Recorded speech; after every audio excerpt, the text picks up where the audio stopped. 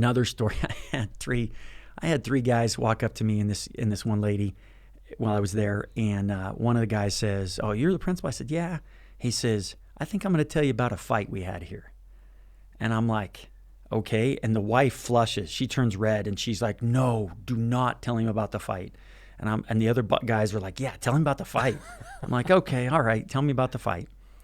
And this just shows you how times are so different. There's a high school, and at the high school level, this kid was a junior in high school.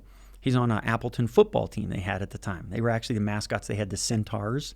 Okay. They were the Centaurs, and then they transitioned to the Roadrunners, and now we're the Bookworms. But anyways, they said, "Yeah, tell him about the fight." So he says, "I'm a junior in high school. I'm on the football team.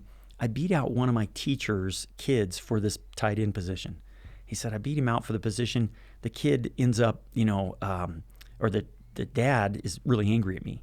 Like, you're not as good as my kid, all this stuff. Every day in class, he's telling this kid, you're no good. You missed your block. I saw you didn't catch that pass, whatever."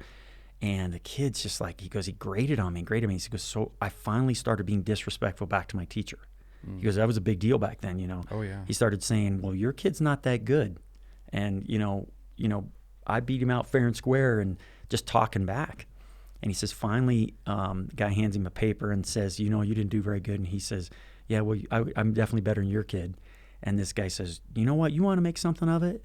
And so the teacher invites the kid to go outside and have a fight. And so, but the whole school knew that this was coming.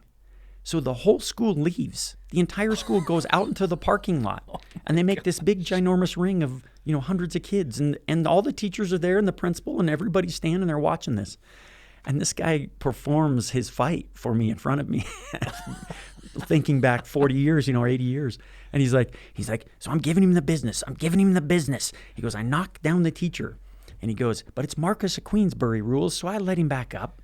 And then I'm giving him the business. He goes, "I knock him down again."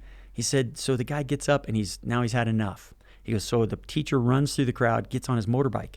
But he says, "But I'm mad." He goes, "I'm still mad at this guy."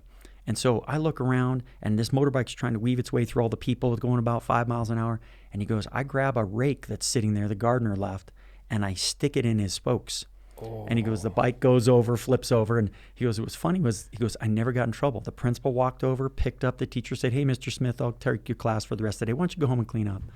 And then he says, after that, everything was fine. He said, the teacher and I were respectful to each other, and it was great. I'm like, okay, you can't, how does that happen? Yeah. But they just had a different way of doing things back then. And yeah. Yeah, for sure. But it was just, somebody would be going to jail today. Oh yeah, absolutely. And they really loved telling me the pranks they pulled on principals and stuff like that too. And I just got a hoot out of it. But it was great for me as a new principal at a building that I hadn't been at before to hear the history of it. Oh yeah. And to hear, how much these people love the building, loved their experience there.